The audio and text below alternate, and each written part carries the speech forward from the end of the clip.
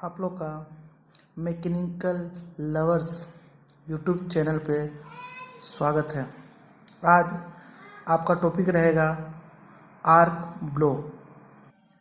Now समझते हैं arc blow होता क्या है। वेल्डिंग में आर्क ब्लो बहुत ज़्यादा इम्पोर्टेंस रखता है, ठीक है। और देखिए, what is arc blow? Deflection of electric arc from its path towards the workpiece is known as arc blow। इसका मतलब हुआ, जैसे मान लीजिए टेप नल, आप जानते हैं नल, ठीक है। जैसे मान लीजिए ये आपका एक नल है, ठीक है। नल से पानी गिर रहा है, ठीक है। ये आपका नल से पानी गिर रहा है। अब मान लीजिए कि आप स्पीड रखते हैं बहुत कम। स्पीड क्या हो? स्पीड हो लेस, बहुत लेस, ठीक है। तो क्या हुआ कि पानी का फ्लो कैसा होगा? डिसकंटिन्यूस टाइप में होगा, इस टाइप से फ्लो होगा, एक डिसकंटिन्यूस टाइप में फ्लो होगा, ठीक है।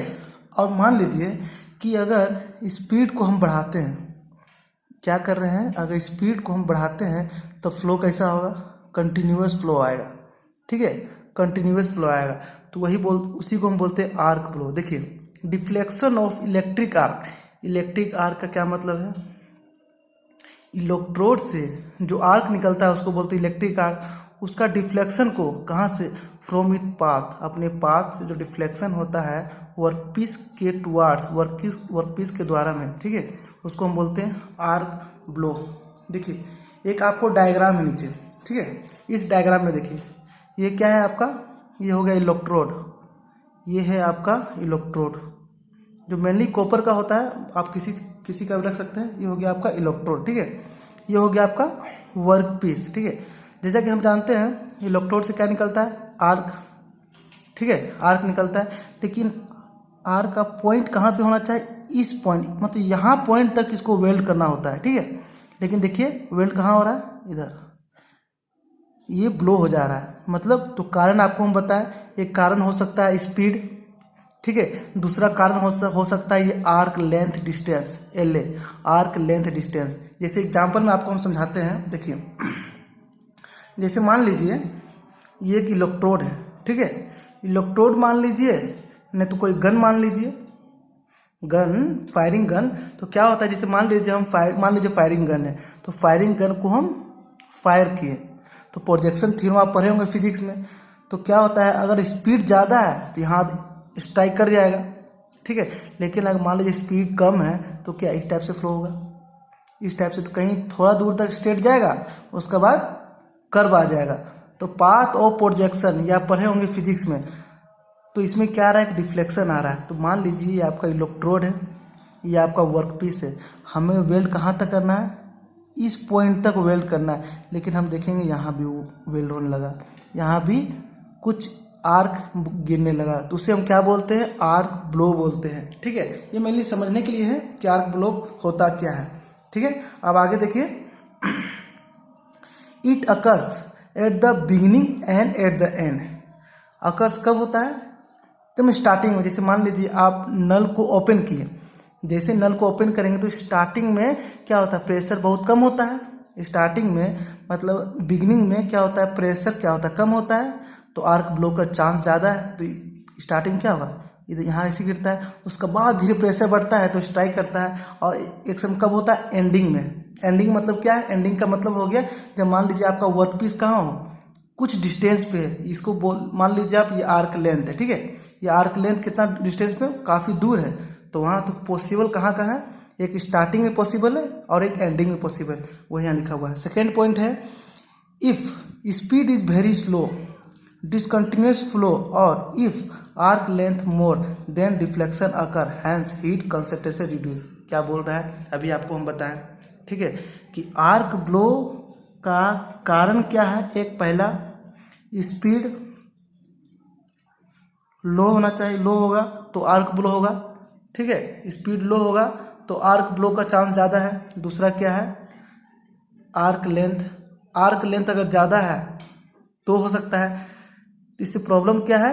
Heat concentration. जब भी हम वेल्डिंग करेंगे, ठीक है, जब भी हम वेल्डिंग करेंगे तो हीट कंसंट्रेशन किसी एक पॉइंट पे होना चाहिए, ठीक है। तो वो क्या होगा, वो हीट किसी एक पॉइंट पे नहीं होगा, कुछ ज़्यादा पॉइंट पे होगा, ठीक है। तो इसमें हम लोग का लॉसेस होगा।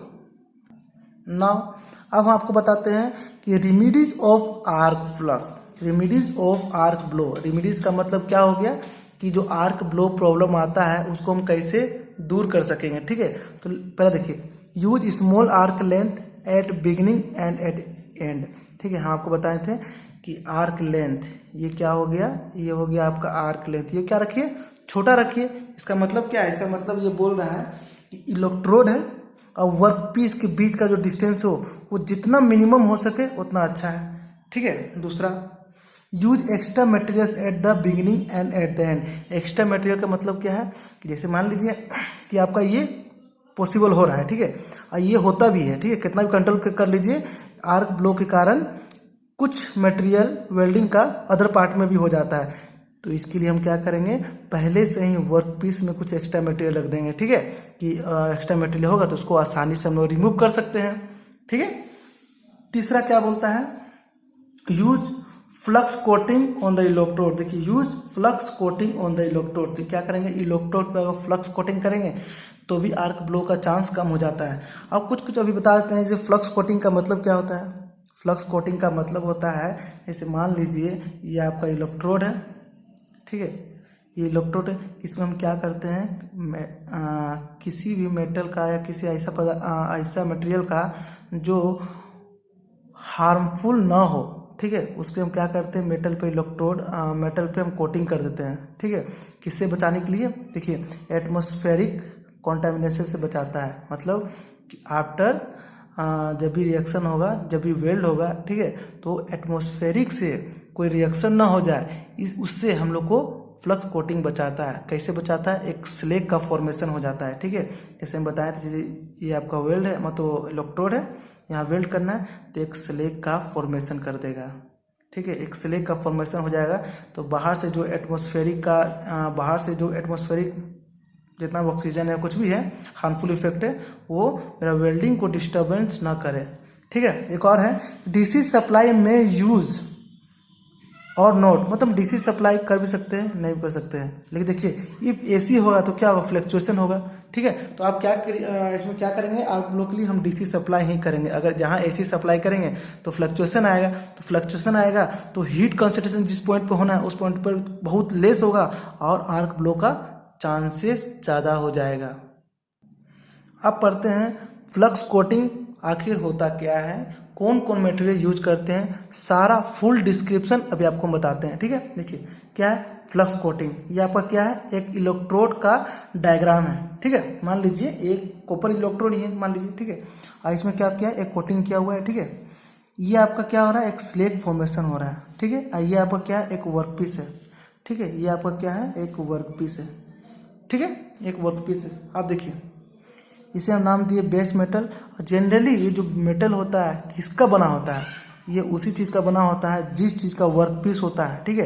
कि वेल्ड करने में दोनों का स्ट्रेंथ सिमिलर हो, इसीलिए हम सेम बेस मेटल रखते हैं, ठीक है। लेकिन कोटेड जो करते हैं वो अलग होता है, ठीक है, वो डिपेंड करता है अलग मेटल पे, आपको बताते हैं, ठीक है।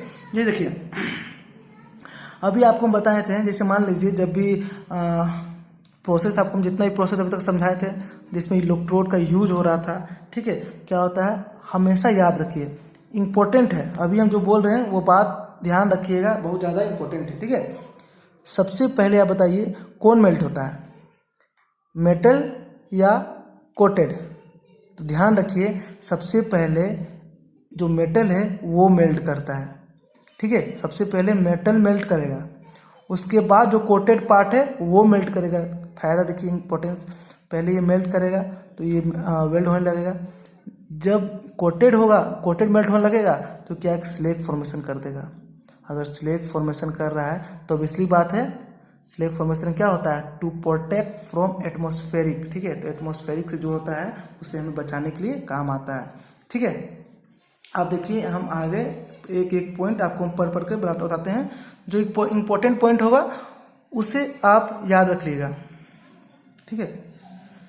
स्लेग फॉर्मेशन का मतलब क्या होता है, वेस्ट मटेरियल, मेनली तो मान लीजिए स्लेग फॉर्मेशन का होता है जो वेस्ट मटेरियल, ठीक है। देखिए, फर्स्ट याद रखिए कि बेस मेटल वेल्ड होगा, देन कोटेड पार्ट होगा और स्लैग फॉर्मेशन होगा। जैसे अभी आपको हम बताए थे सबसे पहले कौन सा मेटल वेल्ड लिक्विड में कन्वर्ट होता है, वो बेस मेटल, ये बेस मेटल, ठीक है। उसके बाद होगा कोटेड पार्ट, ठीक है। सेकंड बोलते हैं flux coated materials act as a deoxidiser, जैसे ग्राफाइट, अल्युमिनियम ईटीसी का मिक्सचर होगा। जो फ्लक्स कोटेड होगा इंपॉर्टेंट, ठीक है, इंपॉर्टेंट, जो फ्लक्स कोटेड मटेरियल होगा वो किस चीज़ का बना होता है, ग्राफाइट का हो सकता है, अल्युमिनियम का मिक्सचर हो सकता है, ठीक है, ग्राफाइट का, अल्युमिनियम का, और भी किसी चीज़ का मिक्सचर होगा। मेनली दो यूज होता है, मेनली ग्राफाइट और अल्युमिनियम का यूज होता है, ठीक है। स्लैग फॉर्मेशन, जो स्लैग फॉर्म होता है उसमें कौन कौन सा गैसेस या कौन कौन सा लिक्विड होता है और किस चीज़ का फॉर्मेशन होता है, कोई एटमॉस्फेयर से हमें बचाता है। तो क्या होता है, iron oxide, titanium oxide, silicon dioxide, silica flower, ठीक है। तो जब भी कोटेड, जैसे ग्राफाइट अल्युमिनियम का होता है, आयरन भी होता है, ठीक है, टाइटेनियम भी होता है, यहाँ इसे लिख सकते हैं, आयरन का भी, टाइटेनियम का, सिलिकॉन का, ये सारा कुछ का होता है, ठीक है। तो क्या होगा, ये खुद में रिएक्शन जब मेल्ट होता है तो एक आयरन ऑक्साइड का फॉर्मेशन करता है, टाइटेनियम ऑक्साइड का फॉर्मेशन करता है, ठीक है। एक बात और याद रखिएगा कि ये कोटेड जो कोटिंग करते हैं वो स्टेबलाइजिंग के लिए काम आता है, stabilise the arc flow, stabilise the arc flow, जो आर्क फ्लो होता है उसको स्टेबलाइज करता है, ठीक है। ये बात आप ध्यान रखिएगा, ठीक है। कोटेड का इंपॉर्टेंट पार्ट ये भी है कि कोटेड से हम जानते हैं पहले कि एटमॉस्फेरिक से बचाता है, ठीक है, आर्क फ्लो भी स्टेबल करता है, ठीक है। थर्ड देखिए यहाँ है कि गैस फॉर्मेशन कंपाउंड, आप हमेशा देखे होंगे कि जब भी हम वेल्डिंग करते हैं कुछ गैस ही बनता है, वो कौन कौन सा कंपाउंड है, कैल्शियम कार्बोनेट, सेलोज, मेनली यही सब गैस में पाया जाता है। जब भी वेल्डिंग करेंगे तो लगभग यही सब पाया जाता है, कैल्शियम कार्बोनेट सेलोज, ठीक है। It prevent from heat loss, ठीक है, हीट लॉस से क्या करता है, बचाता है। Also control the viscosity of molten metal, ठीक है। मोल्टेन मेटल का जो विस्कोसिटी है, विस्कोसिटी मतलब क्या हो गया, फ्लूइडिटी, को मोल्टेन मेटल का फ्लूइडिटी से भी कंट्रोल करता है, ठीक है। It prevent from heat loss, और फ्लक्स कोटिंग से एक और फायदा है कि हीट लॉस से बचाता है, ठीक है, हीट लॉस से क्या करता है, बचाता है। नाउ कल आप लोग को पढ़ाया जाएगा SGAW, मतलब सील्ड गैस आर्क वेल्डिंग, चाहे उसे हम tungsten arc welding, TIG welding भी बोलते हैं, ठीक है। तो अगला चैप्टर में आपको हम टिग वेल्डिंग, मिग वेल्डिंग पढ़ाएंगे।